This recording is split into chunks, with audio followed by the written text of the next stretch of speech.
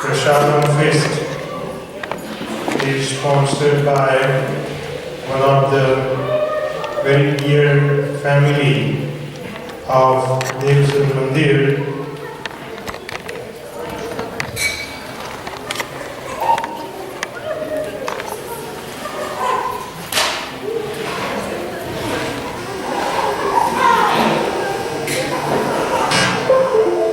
Shriman Atul Bhai, Naina Ben, Rutesh, Neha, Riyan and Neil Patel in celebration of Dev's arrival. May the most merciful Shri Radha Manujaya shower their unlimited mercy on this wonderful family.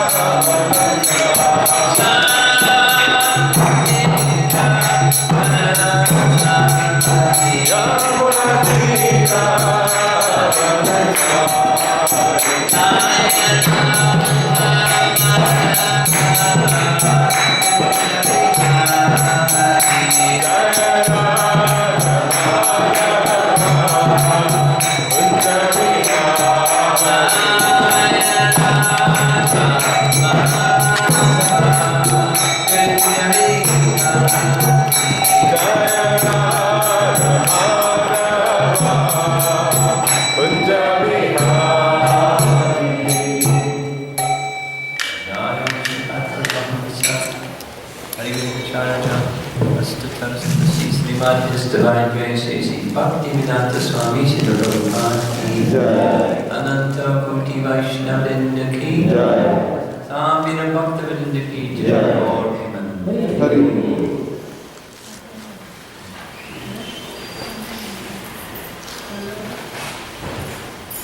Can you see the screen from here? You're good. You have good eyes. Eyes inside your head. No, this is nice to go even behind.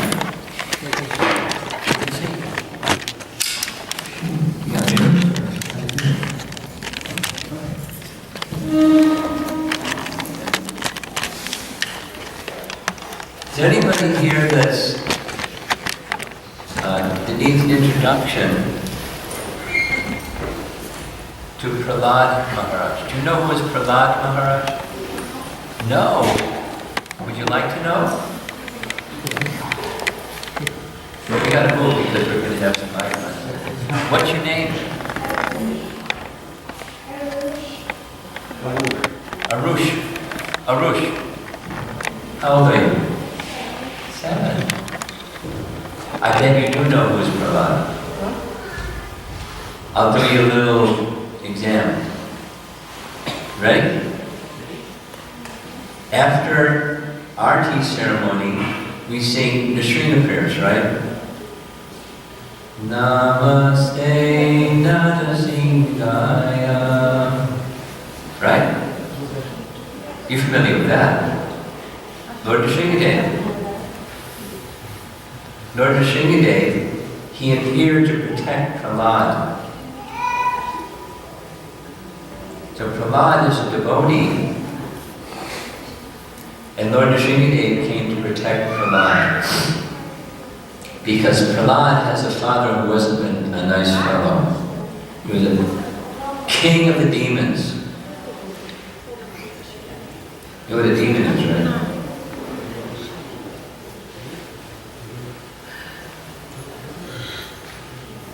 There's persons who are devoted to Vishnu, or Krishna, or Nrsimhadev, the source of everything. They're devoted to that source of everything. And then there's some people over here. There's no source of everything. I'm in charge. That's this other category. His father was one of those kind. King of the Asuras. And his name was Hiranyakashipu. You know what a terrorist is, right? He was a terrorist of the universe. He was really powerful. He wasn't just a terrorist in the Middle East or here or there. Not even just the whole planet. He had powers to travel through the whole universe. And he terrorized the whole universe. He was really a big, powerful guy. He was so powerful that using his might and his military strength, he took over heaven. He took over the kingdom of heaven. Bumped down Indra and said, take a hike, take it over. And he was ruling from the kingdom of heaven. But that wasn't good enough. As far as he was concerned, there's nobody that's the source of everything. It's me. I'm the most powerful person in the universe. I just have to become eternal. And then I'm God forever. He had big ambitions, this Hiranyakashipu. So Hiranyakashipu decided he would go to the forest, and while in the forest he would undergo great austerities for a long time to get power. And he It's a long time. 100 celestial years, which is a long time. And while he was gone in the forest, doing his great austerities, Indra heard, he's gone. Let's go back and take back the kingdom of heaven. So with all of his mighty armies and all the demigods, and they invaded. And the associates of Hiranyakashipu, they fled. So they got back their kingdom. And they found in the kingdom the wife of Hiranyakashipu. Her name was Kayadu. And Kayadu was pregnant. So they arrested her, thinking, this is Hiranyakashipu Jr. And when this little boy is born, we're not going to harm her. We're going to kill the boy. Can't have another Hiranyakashipu in this universe. So just at the right time, said the right things. Narada Muni, who has this uncanny ability to know how to do all that, he stopped them and said, no, no, no, no, no. In the womb of Kayadu is a great personality. So you know what? You can entrust her care to me. I have a place in my ashram where some ladies can stay, and I'll take care of her. So just at Narada's word, they said okay. Not only they said okay, they circumambulated the child that was still within the womb, offered their respects to the child within her womb and to Narada, and left. So Narada took her to his ashram and began instructing her in transcendental knowledge. Transcendental knowledge means knowledge beyond what your senses can see and the mind can know. Way beyond that. Beyond all the temporal. What's out there? He was instructing her about that. And the mother, Kayadu, made a request. Narada, you're a great sage. Please give this benediction, though my husband is off in the forest doing his austerities, that this child will not be born. So Narada said, sure, I'll give you that benediction. Not only that, I'll give you 2 more benedictions. This child cannot be harmed by anyone. And he will defeat all who oppose him.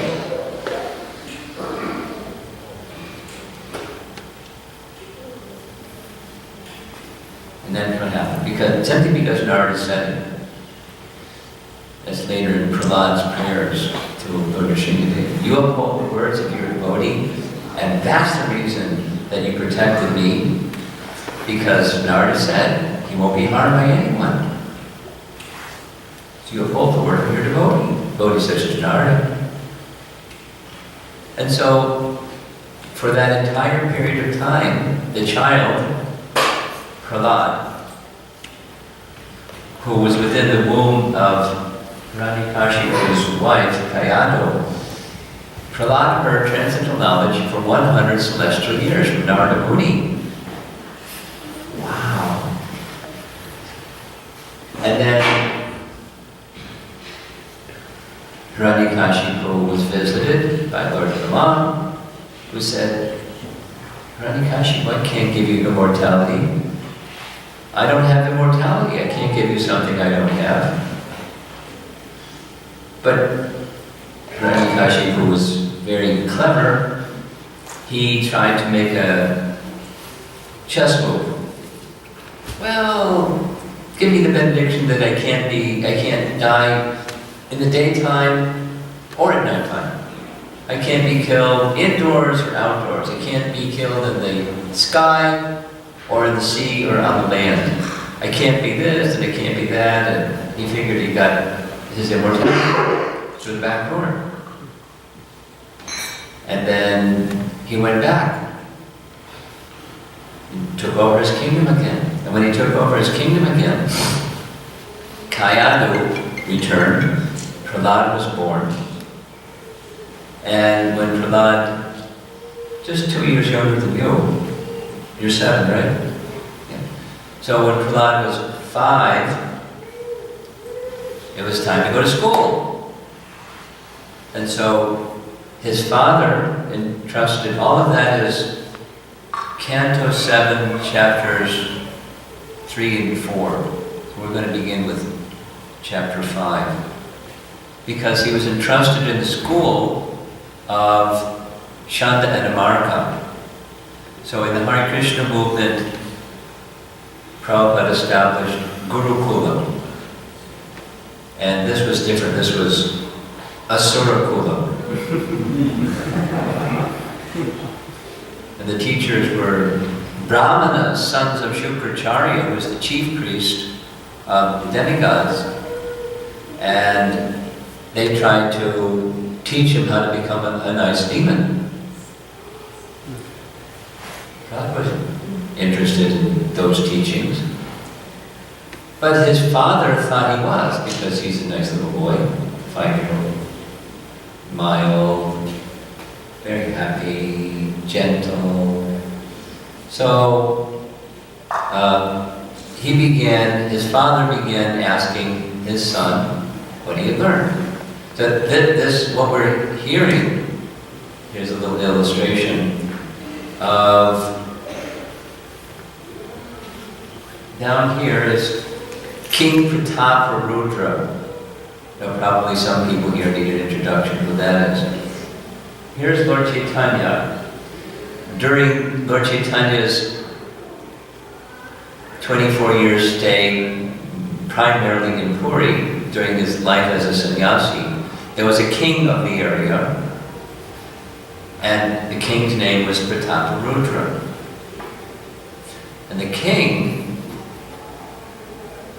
became a great devotee of Lord Chaitanya.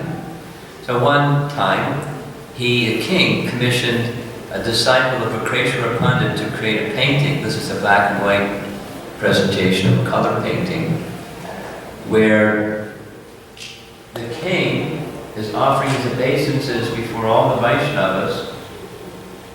And if you know a little bit about Jagannath Puri, you may recognize Narendra Sarovar. See those waves? That's the Sarovar. And over here, that's the black and white checkered marble that's at Narendra Sarovar. And speaking is Gadadhar Pandit, because Gadadhar Pandit was very, very, very, very expert at reciting Srimad Bhagavatam.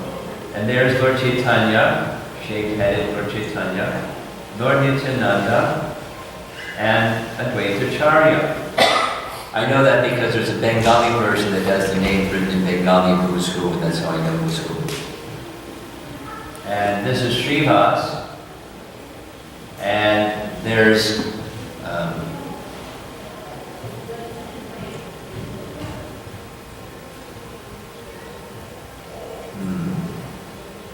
Ramananda Roy and Sarvabhauma Bhattacharya over here. And over here is Jagatananda Pandit and Sarvabhauma Bhattacharya. So those of you that are not familiar with Chaitanya Charitamrita, those are nice names and you don't know the people. And you probably know Haridas Thakur. So now if you were King Prataparudra and you wanted a portrait involving yourself and Lord Chaitanya and his associates, you might think, let's have a painting of Kirtan. But it's not a painting of Kirtan. It's a painting of everyone gathered together hearing Srimad Bhagavatam from Gadadhar Pandit. Which means that's something that they did along with Kirtan. We certainly hear about the Kirtan part from Chaitanya Charitamrita. We also hear something about hearing Srimad Bhagavatam from Gadadhar. And that part that we hear is one of Chaitanya Mahaprabhu's daily activities. For 18 uninterrupted years, Lord Chaitanya remained in Puri, and those were years where his ecstatic devotion to Krishna just blossomed and flourished and became astounding. Early every morning, for the Upala Bhog part of the deity worship of Lord Jagannath, Chaitanya Mahaprabhu would go see Lord Jagannath and chant and dance in ecstasy for some time. And the pujaris, knowing what an ecstatic devotee he was, they gave him some prasad. And they gave him some remnants of articles that were offered to the deity. And then Lord Chaitanya's next daily activity was he would go see Haridas Thakur. And he would give the prasad of Lord Jagannath to Haridas Thakur. And then they would sit and discuss topics of Krishna for some time. Every day. And then, after spending time with Haridas, Chaitanya Mahaprabhu went to see Gadadhar Pandit every day. And he would see Tota Gopinath, this word Tota is the local language for garden, the place where Chaitanya Mahaprabhu assigned Gadadhar Pandit to stay when he came to stay in Puri, was a place that is in the mood of Vrindavan, this garden, kind of like Vrindavan. And there's details, but the Gopinath deity was discovered right there, and then Gadadhar Pandit was given the service to worship Gopinath. And in fact, Gadadhar Pandit took a vow, 2 vows. For the rest of his life, he would worship Gopinath. And he would never leave Puri. Kshetra Sannyas, it's called. Took a vow. And he worshipped Gopinath with great love. Then when Chaitanya Mahaprabhu left this world, they were about the same age. So Chaitanya Mahaprabhu left this world at the age of 48. So Gadadhar Pandit is 48, but just in the mood of separation of Lord Chaitanya, his body became very feeble. He couldn't even place the crown on the deity's head, or the garland on his shoulders, or the other ornaments. So the deity sat down to make it easier for him. The deity of Gopinath is in a sitting position, and during the month of Kartik, the pujaris place blanks, just like sometimes place hands on Jagannath, something. So the rest of the 11 months, there's no leg. That's what this one is. Because he's seated to make it easy for Gadadhar Pandit to worship. So after seeing Gopinath and dancing and chanting in ecstasy for some time, he would sit and then hear Gadadhar Pandit recite Srimad Bhagavatam every day. Now Gadadhar Pandit was so expert at reciting Srimad Bhagavatam. The lineage isn't so clearly identified, but one of the disciples of his disciples, Haridas Pandit, became the spiritual master of Ganga Mata Goswamini, who was renowned in Puri for her reciting of Srimad Bhagavatam. She got it from Haridas Pandit, who got it from his spiritual master, who got it from Gadadhar Pandit. He was expert. Can you imagine? In the Panchatattva, Sri Krishna Chaitanya, Prabhu Nityananda, Shri Advaita, Gadadhar Pandit, Srivas. Gadadhar is Radharani. In bhava and in his mood of love for Krishna. So Krishna, Chaitanya Mahaprabhu was Krishna himself, hearing Srimad Bhagavatam from Radha before Gopinath in Jagannath Puri. Too bad they didn't have recorders like this. MP4s now. Digital recorders of Gadadhar reciting Srimad Bhagavatam to Chaitanya Mahaprabhu. But Maharaj Prataparudra heard, and they all heard on a regular basis. And one of the things it says in Chaitanya Bhagavat is, when Lord Chaitanya would hear, amongst the pastimes he relished were the pastimes of Prahlad Maharaj and Dhruva Maharaj. And after hearing the whole Leela, he would say it again. Say it again. Not, oh, I've heard that once. Saying something new, like goes on in ISKCON sometimes. Oh, I've heard that one. I want to hear it's nectar.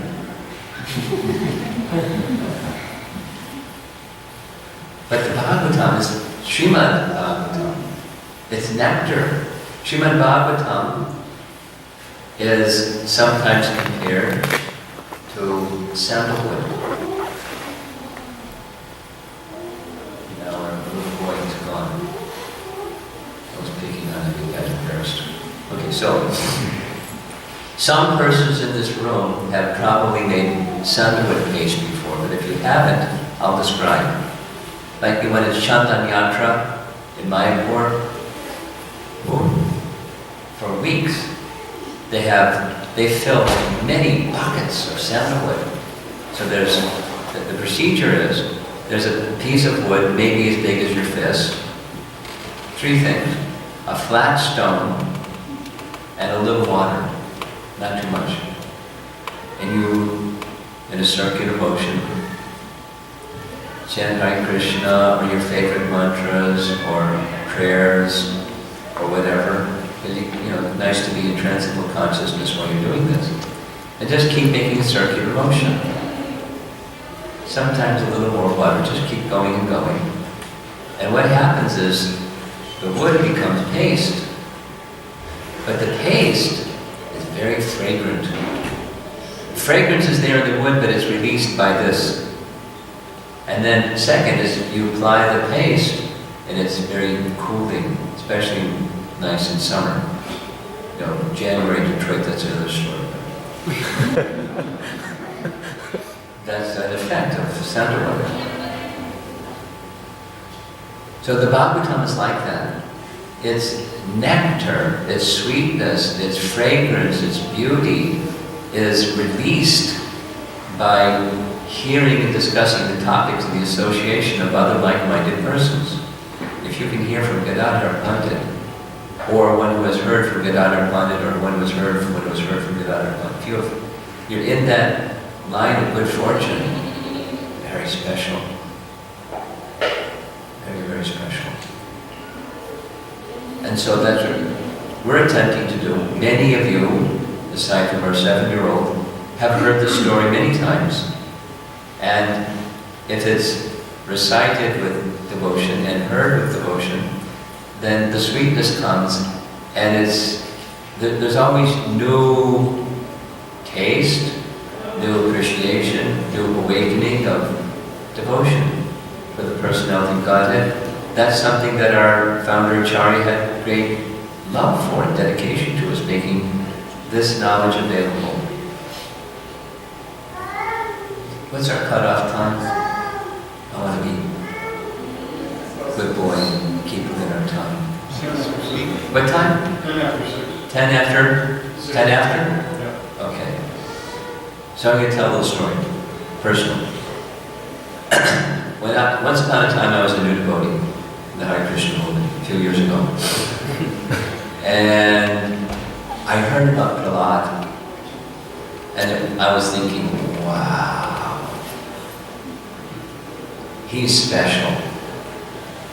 And almost as if hearing my thoughts and my appreciation, shortly thereafter, Prabhupada wrote, and we printed right in the Boston Temple, right at that printing press in the Boston Temple, teachings of Prahlad. Because at that time, the main literature we had was Back to Godhead magazine, 1970. So for diversity's sake and for other reasons, there was this other publication, magazine, Teachings of Prahlad. Oh, Prabhupada Gita, he just made the Teachings of Prahlad accessible. I read it many times, and I loved giving that book, not necessarily more so than Bhakti Godhead, but I was really happy to give Teachings of Prahlad to people because he was somebody who I looked up to, naturally so. And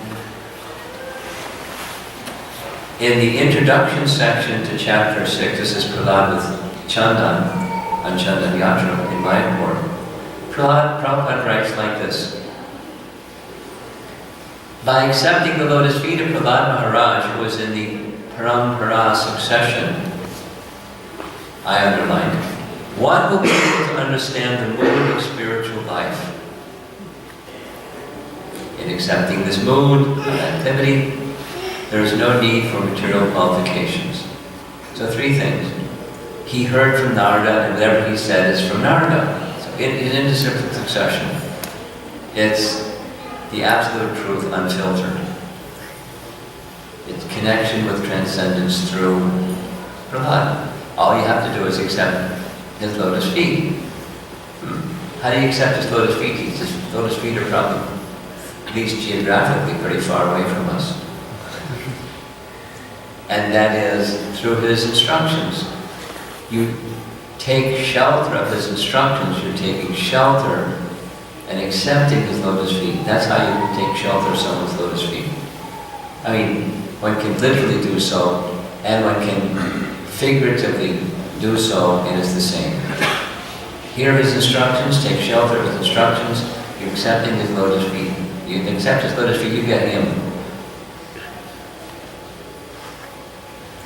Second, to understand the mode of spiritual life, well, out there in the spiritual marketplace these days, there's lots of ideas of spirituality.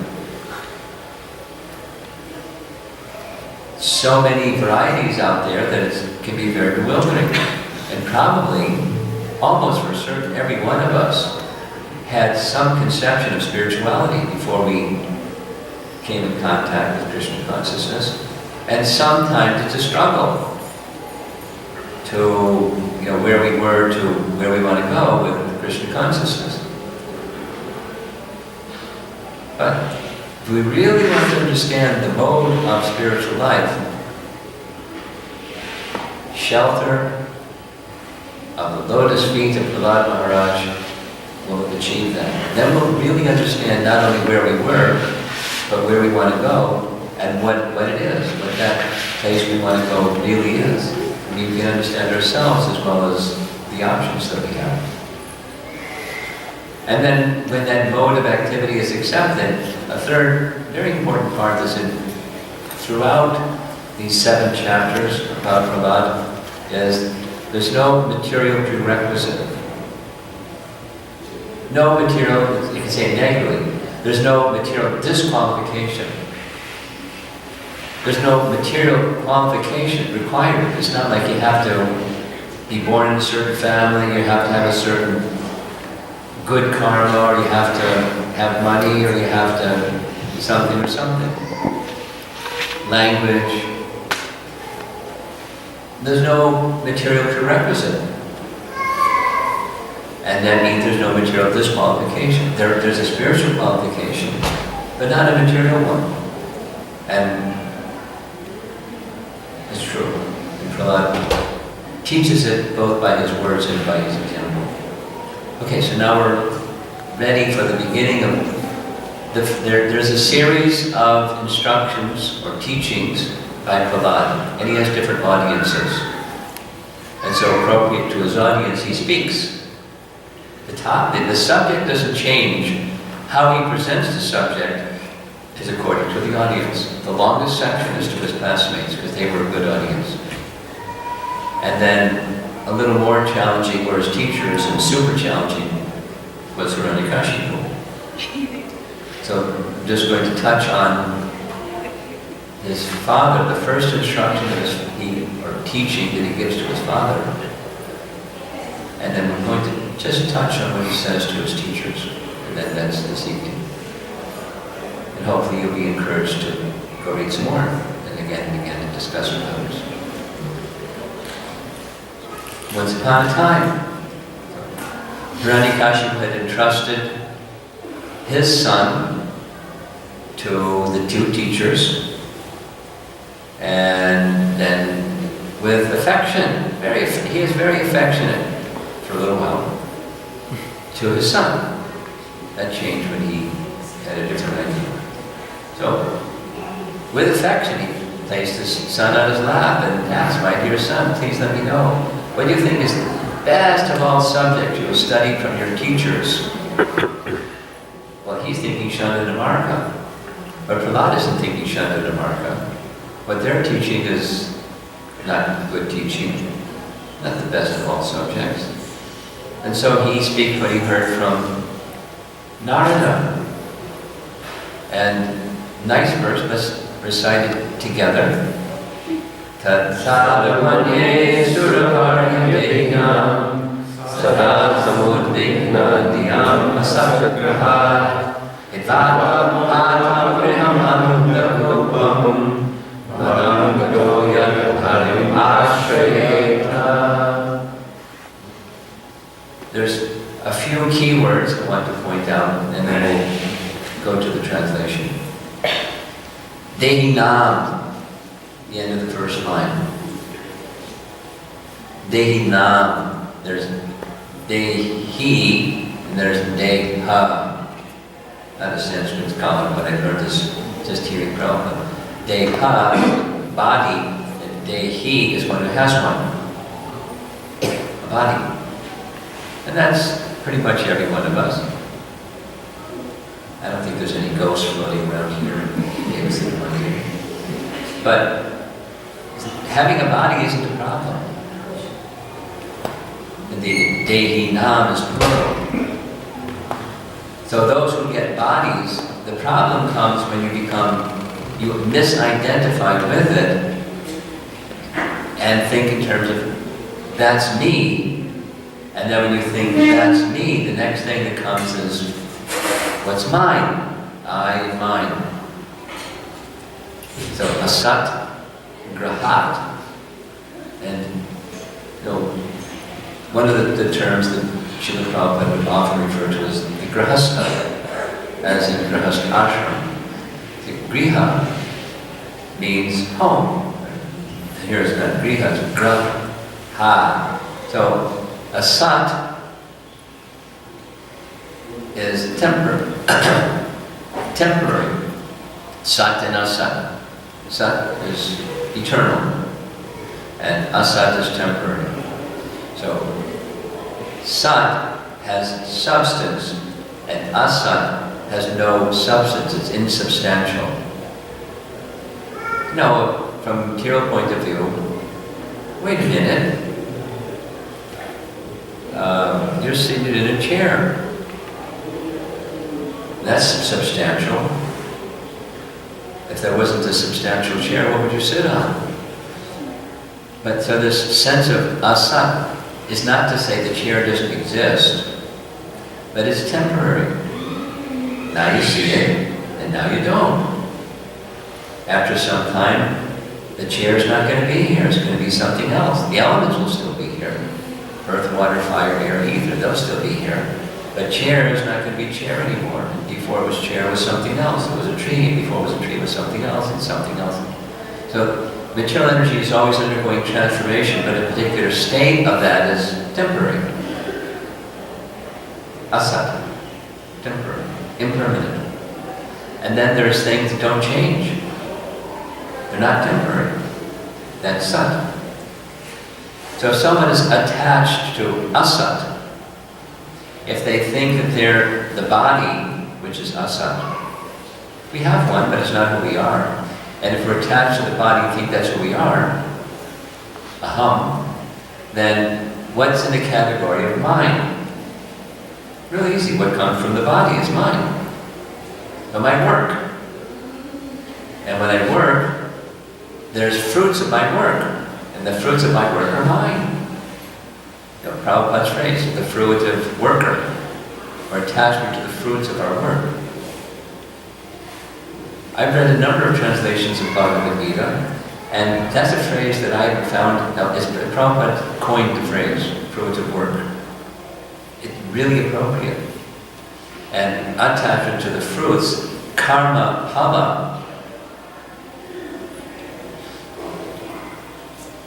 Well, one idea for, if you're an impersonalist, is you just renounce the fruits of your work, karma phala tyag. And then there's karma yoga, where you, in sacrifice, you offer the fruits of your work to Vishnu. That's karma yoga, sacrificing to Vishnu.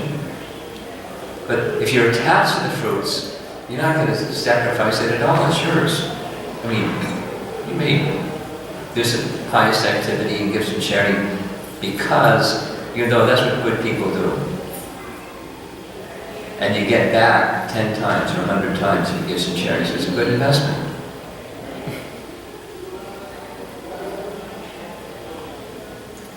But the intention is I get something back. Even if it's piety. And then there's fruits of piety, and I prosper because I have fruits of piety. It may not be explicit, but it's part of the conception of fruitive work. And those who are asat-grahat, attached to the concept of I and mine, sada, samudvigna dhyam. When you see this word D-H-I, D, it means intelligence. Buddhi, it's good intelligence. Su-buddhi, very good intelligence. And samudvigna dhyam is intelligence that's filled with anxiety. It's not vaikuntha, it's the space of asat, anxiety. Now, anxiety is normally something that we carry in our mind. But behind the mind is the intelligence. If the intelligence doesn't have the proper power to discriminate who I am, and I think I'm who I'm not, the intelligence is anxiety, the mind is in anxiety, the senses are misdirected, and such a person is in a difficult position. They're in Maya, they're in big anxiety all the time, and their intelligence can't get them out of it. That's the first part. So then the second half is this andha kupam. He compares that this atmapatam, this person who has this misconception, where they're too much attached to griham. Their griha, the place where they reside, is likened to a dark well. Now here in Detroit, probably not too many wells, at least currently. Probably hooked up to the central water system and all that. But in some places, wells are common. I was visiting in Alachua, and they told me it's common. And certainly in India it's common. And I had this really horrific experience one time in India, where I was visiting the place, and somebody went out in the evening to do some service, and they didn't come back. It was at night. And then the next morning, they were found in the bottom of a blind well. Because while they were walking, blind well means it used to be a well, but not used anymore because there's no water there. And so grass grew over the well. They didn't know they were walking on an empty well shaft. They were sort of walking along for some distance and fell down an empty well. The autopsy showed they broke their neck, falling, finished. It was terrible. Then I learned about blind wells. So it's not an imagination. Prahlad is speaking about one such thing. A person who is in this situation, attached to the temporary instead of to the eternal. Intelligence in anxiety, and it's likened, it's a metaphor, likened to someone that falls in a blind well. They're hoping for happiness, and there's no happiness, there's only misery. That's Prabhupada's embellishment. And then the final is Vanam Gato Yad. They should go to Vana, they should go to the forest, give up that attached position, something like what Vidura advised Dhritarashtra. Really nice section of the Bhagavatam, chapter 13, canto 1. After becoming perfected soul, hearing from Maitreya, long section of the Bhagavatam, hearing from Maitreya, he was already a great devotee. Then he became a perfected devotee, so he came back all the way to Hastinapur for one reason, to deliver his brother. And when the right time, the right place, in the private situation, he let it happen. Strong language. Because of his affection for his brother, not because he was, and not any other reason. Sometimes speaking strongly when the relationship is right and the purpose is right for the well-being and service to another, such a qualified person as Vidura could speak really strongly. And it went in. So, in that section, you can read it. I invite you to read it. There are 3 different kinds of detachment. He recommended this lower level of detachment. Just don't die like this. Your teeth are loosening. Your liver's a wreck. Your hair is falling out. Knock, knock, knock. Death is at your door. Don't die in this place of attachment to the temporary. You're going to have to suffer terribly for all the bad things you allowed Duryodhana to do, and you're still attached. You're now living off the scraps of Bhima like a dog. Bhima killed Duryodhana, and you're living from the scraps off his plate. You know, you're a Kshatriya. No spine. Go to the forest. Then there's higher stages of detachment. The Narottama is the highest stage. But Duryodhana didn't have that capacity. He could just do this, go to the forest. Vanam Gato. And what do you do there? Hari Ashrayeta. Take shelter of Hari. Now that's not at all what Hiranyakashipu wanted to hear. Because in the earlier chapters before this chapter 5, there's a discussion, all explained by Narada to Yudhisthira, about the younger brother of Hiranyakashipu being killed by Lord Varaha with Lord Vishnu, and in the funeral ceremony for his younger brother, he speaks transcendental knowledge. He understood about the soul beyond the body, and he spoke eloquently. But he was an asura. Vishnu killed my brother. He's my mortal enemy. I take a vow. I will kill him. He's the enemy. So here's his son saying, worship the enemy.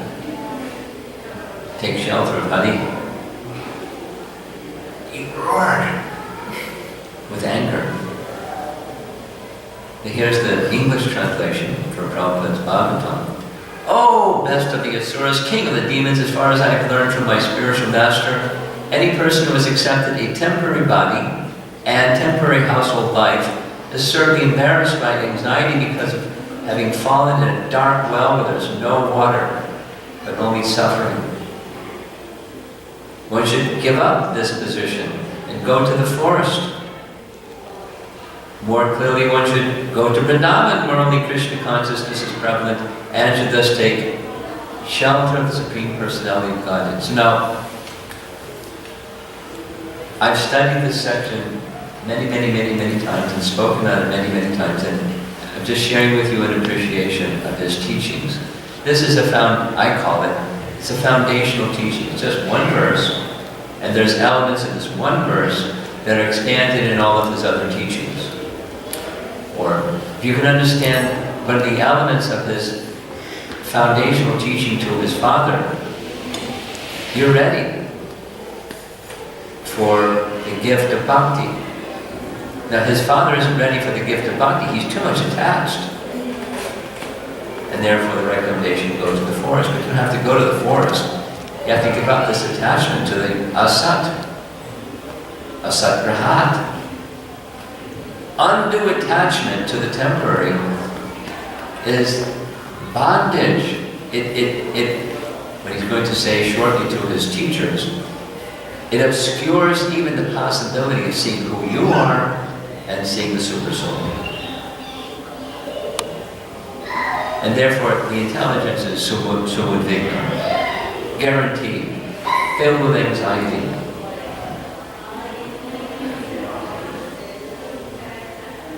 There they are, lords of Vrindavan, Radha Shyama Sundar. So when Hiranyakashipu heard this, we're just going to do one more teaching, beginning his teachings to his teachers. Hiranyakashipu became very angry, decided the small boy, he wanted to first, where did he get this? Contamination, this pollution. Vishnu, bhakti, pollution. Must be some other student. So he advised the teachers, make sure it doesn't get polluted by some other student. So they took him back to their ashram. And they tried to teach him how to become a good servant instead of a Vishnu Bhakta, but didn't go in. And so then they asked him some questions. How have you learned these instructions? How has your intelligence been spoiled in this way? Who is the enemy? Has made you devoted to Vishnu?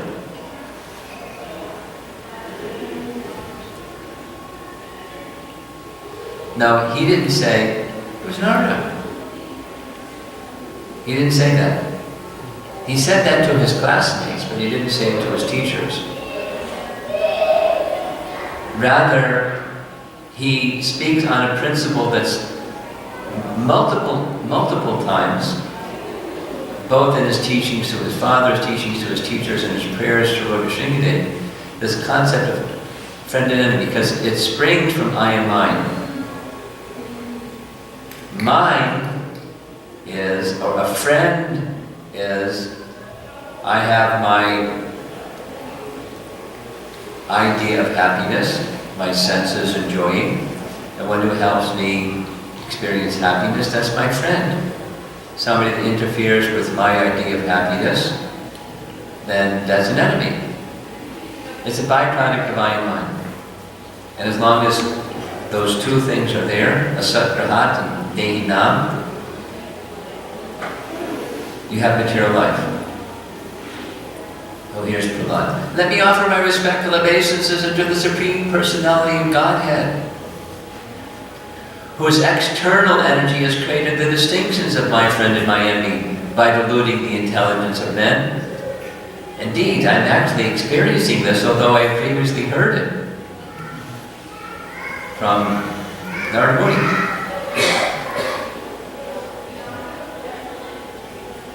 You're a live demonstration of friend and enemy consciousness that's awarded by the deluding potency of the Supreme Personality of Godhead. Now, one who isn't deluded, according to Bhagavad Gita's teaching, Pandita Samadarshanaha, famous verse from Bhagavad Gita. The Pandita, learned person, Sama Darshana, they have equal vision, they see equally all these different categories. When you look at those different categories, they certainly look different. There's an elephant, there's a dog eater, there's a cow, there's a brahmana. They're definitely different. The non-difference is not in terms of the embodiment, gross and subtle. Those are certainly different. But the soul within, the Samadarshana is the equality of the soul. And what is that equality of the soul? Well, souls are also different, just like snowflakes. But the sameness is they're Krishnara Nityadas. This is Mahaprabhu's language. Every living entity being part of the Supreme Lord is meant to serve the Lord. Just as every part of the body, parts of the body are different, but they're all meant to serve the whole body. That's the Samadarshana part. Look around the room. There are persons from different backgrounds, different ages, different cultures, different languages, different. But there's something that's same for all of us. Beside our spirit soul, our actual position beyond being spirit soul is more confidential. We're part of the Supreme Soul. Most confidential is our real existence is to serve the Supreme Soul in love. And that's the sameness amongst all the differences. Unity in diversity is Prabhupada's term. And we're seeing those who are parts of the Supreme meant for His service, we see them as parts of the Supreme, thus Master. This is from Prabhupada's purport. A devotee out of natural humility addresses every other living entity as Prabhu. We want to learn from others. There's a whole chapter in the Bhagavatam about that. The sage that has many teachers. And ultimately, this understanding of our eternal Master, Krishna, begins from the spiritual Master. Just taking Prabhupada's purport, breaking it down. Krishna is the Supreme Master, and all of us are servants. And therefore, in the spiritual sense, on the same platform. However, this friend and enemy thing is part of the world of duality. I don't see absolute, I see only differences. And then there's I and mine, and then there's others that aren't mine. Thinking one person is a friend and another is an enemy is in the realm of duality.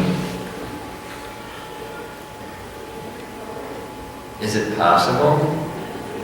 Can the servant be equal to the master? No. If we see the differences, that's this next statement, and we're going to end with this. So he's responding to his teachers want to know, where does contamination come from? Who's that enemy?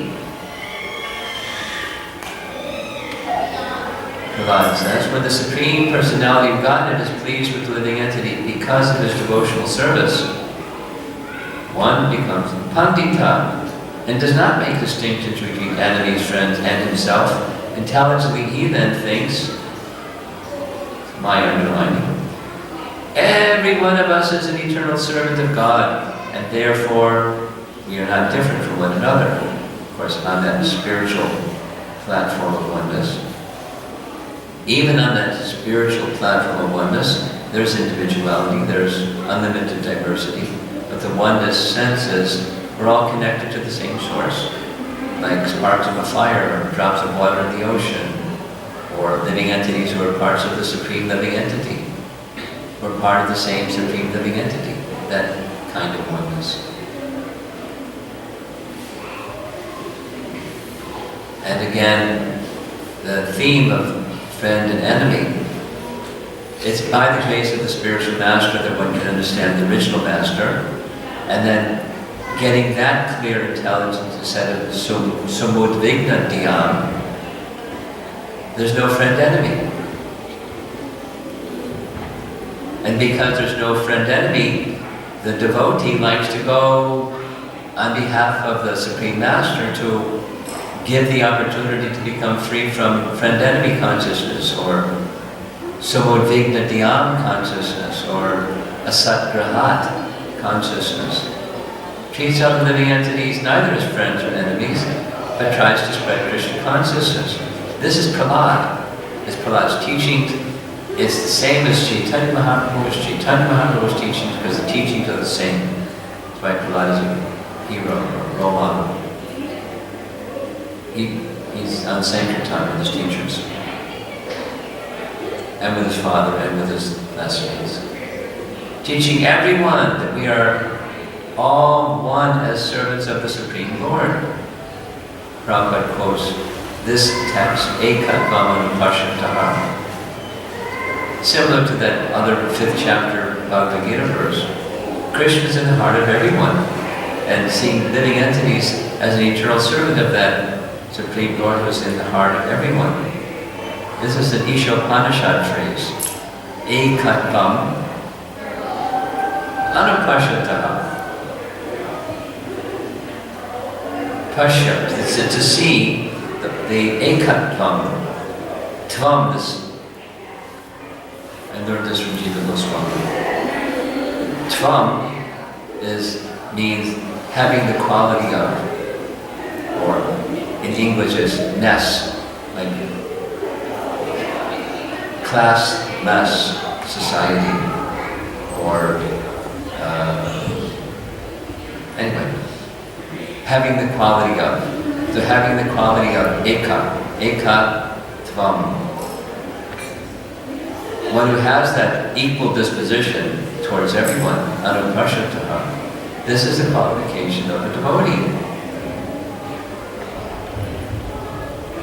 Behind this idea of enmity towards someone is God, enmity towards God.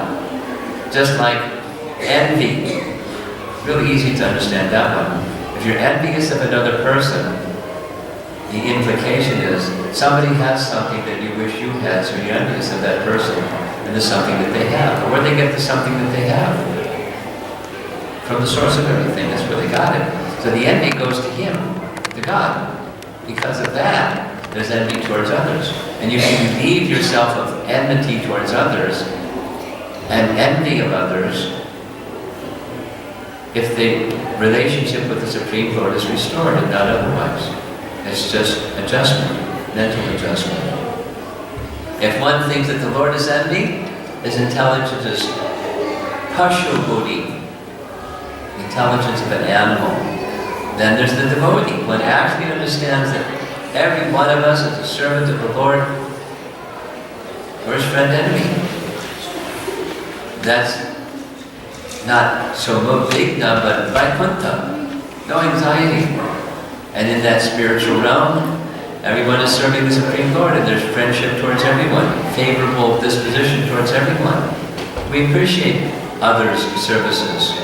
We're not proud of our own service. This is Vaikuntha consciousness. There may be eagerness to please the Supreme Lord. In a community,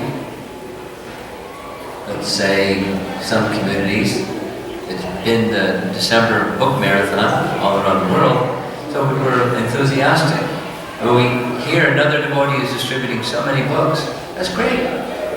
Now Prabhupada played the material competition, sometimes the famous one is Tamal Krishna Maharaj.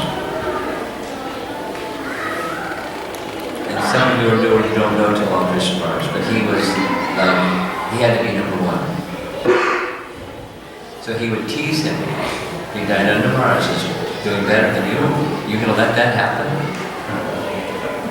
Come on, Tamal Krishna Maharaj. Krishna Maharaj roared forward and distributed more books than him. But the goal of transcendental competition, or Vaikuntha competition, is Lord Vishnu, Lord Narayan, Lord Chaitanya, Krishna should be pleased. And someone who can please Krishna, that's wonderful, because that's the goal, is to please Krishna.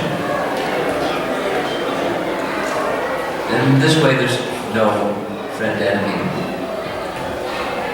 Krishna is in the heart of everyone. Now, this is a concluding statement, and I'll end as the children's, like Sunday school's over.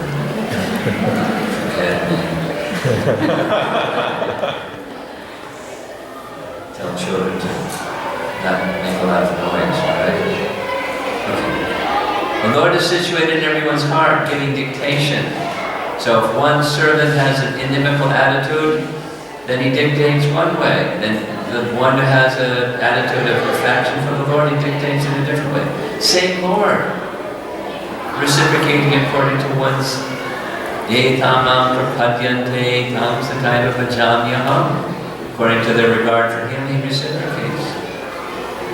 So a devotee, Prahlad's teaching is, we're actually all servants of the Lord. And we're meant to have respectful regard for the living entity, not necessarily the bad behavior, gun violence and other things that are detrimental, harmful, disrespectful, hurtful, worse. We don't necessarily have to like the behavior, but the soul that's within it, and it carries on.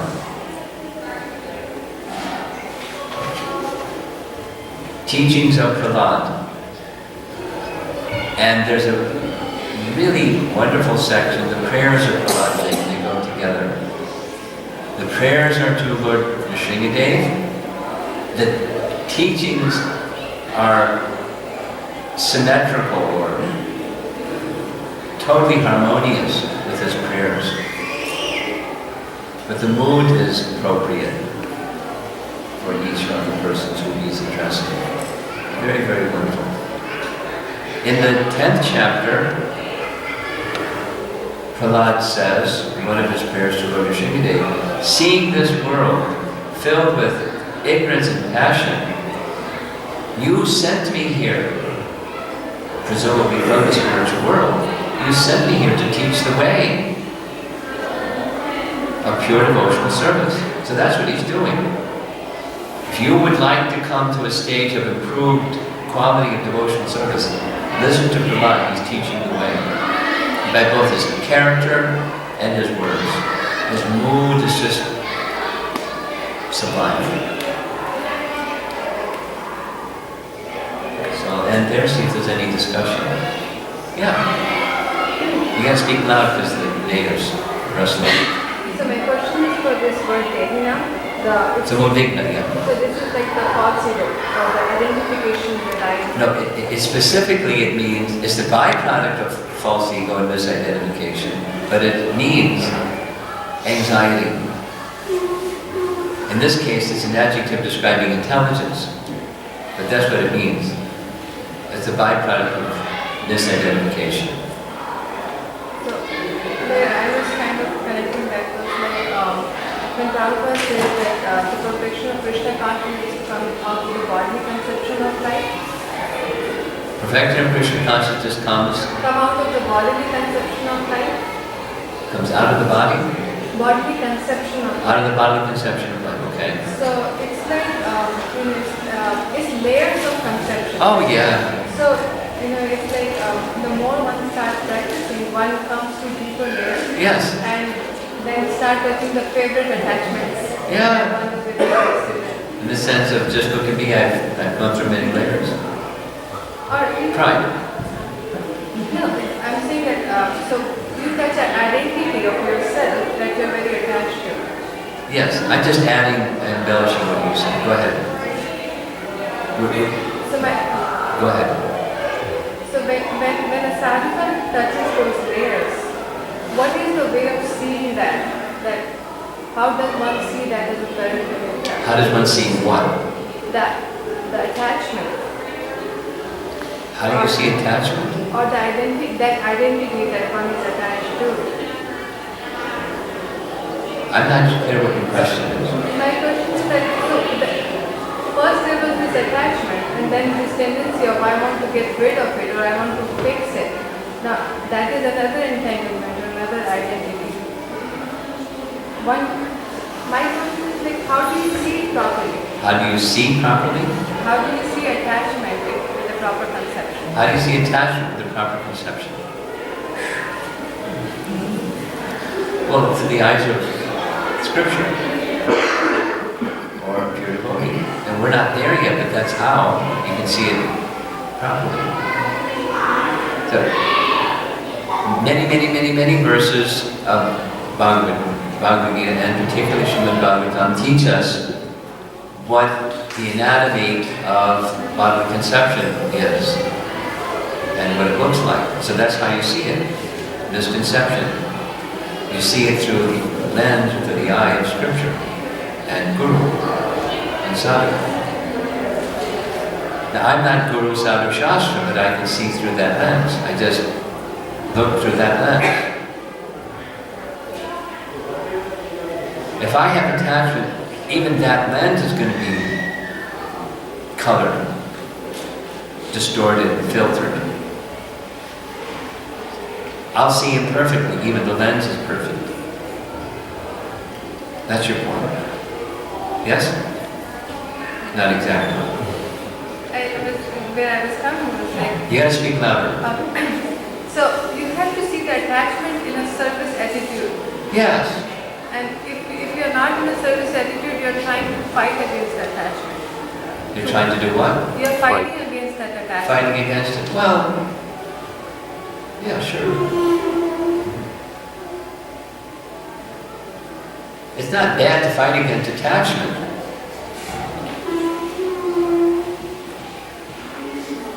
When you know it's attachment. But you won't see the attachment. Your question, I believe, is I won't see the attachment properly unless I'm in the mood of service. And in the mood of service, then in the mood of service, I'm dependent, not just fighting. But fighting, you may have to make some endeavor to fight attachment. You like pull the weeds when you're gardening, etc. But there's other metaphors that are common. No harm. I don't like that I am attached. Devahuti, a nice example. I'm attached. How to overcome this attachment? I know it's Maya, but I'm attached. How to overcome the attachment? It's your Maya, can you take it away? So he does, but it's through hearing. Seeing the attachment in the proper way. Seeing the medium of becoming free in the proper way.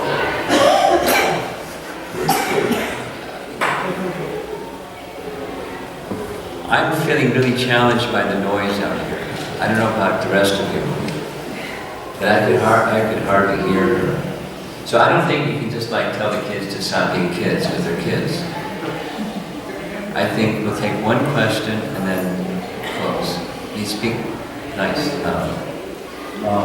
This same concept of seeing everyone as a friend. Yeah, not exactly seeing everyone as friend, not seeing friend enemy. Seeing everyone as a servant of Krishna. Okay. But how does it apply to the battlefield situation?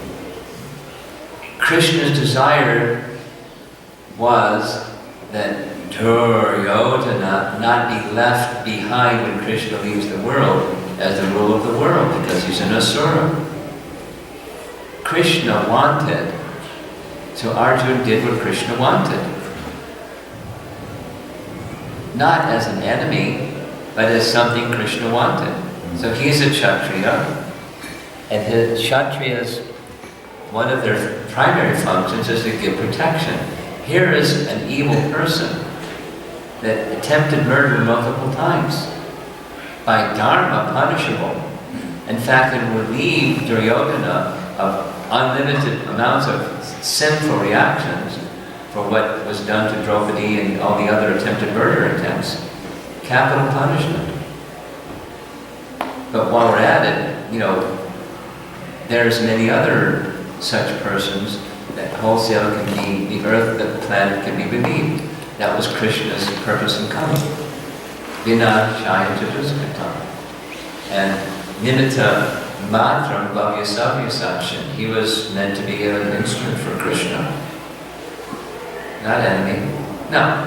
Kshatriya spirit, etc., etc.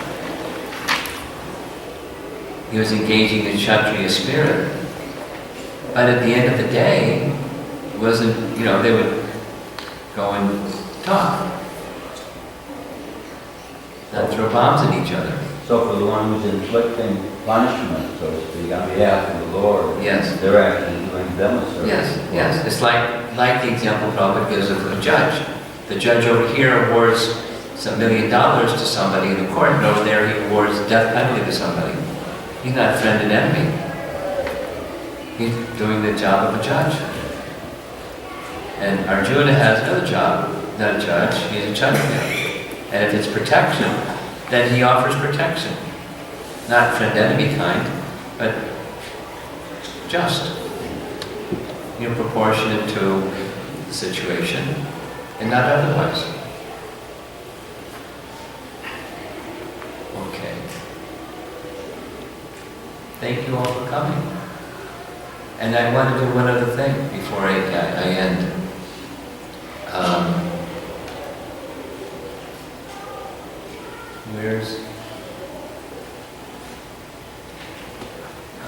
Has there already been discussion about this? Huh? You did? Oh. Where's our temple president? Last time I was here, is he here? See if you can find him. Last time I was visiting in Detroit, I shared with you a service that I do for a number of years. Teaching the Bhagavatam's message is one of them. Then another one that I've been doing for some number of years is taking groups of devotees to the holy places of India. In some of those cases, I've never even been there before. Like the last 2 times it was Dwarka. So I made a visit to Dwarka because the devotees were saying, can you take us to Dwarka?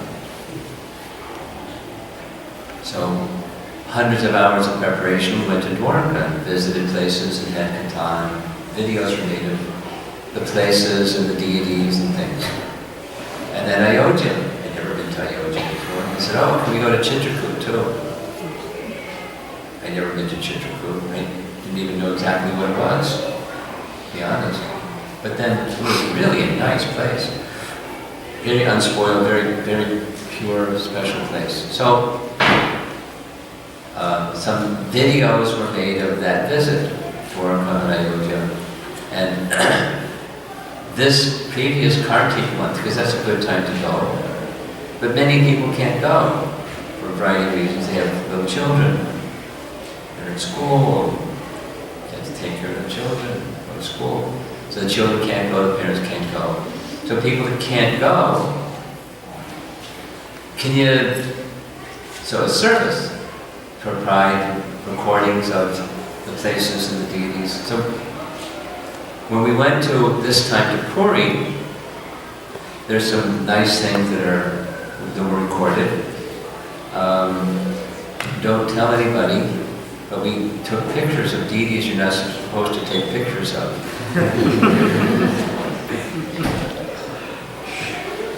And they're available in this little flash drive. And then there's children, boys, that are trained from childhood in certain style of drama. So they perform for all of our yatra visitors. Really good.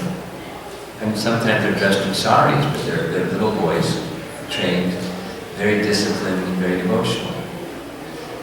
And there were Chinese devotees who came, and they were requested to do something that's Chinese culture connected to Krishna consciousness. Okay, so Chinese culture, they sang in Chinese. I'm going to in a minute show you a 3.5-minute little promotional video. They're singing in choreography Chinese style in songs glorifying Krishna. And in China, they don't have Chaitanya Charitamrita in Chinese, but they learned the whole Shakshi Gopal story and they enacted it in Chinese. And the devotee who played Shakshi Gopal looked like Shakshi Gopal. He was very tall and thin and stood in that exact posture that Shakshi Gopal was standing in. And the whole drama in Chinese. So I'm going to show you a little promotional video, and then at the end, invite you all to receive a video if you like. Is that okay? Here we go. And I'm going to need some technology help because huh? The sound is connected, but I don't know how to.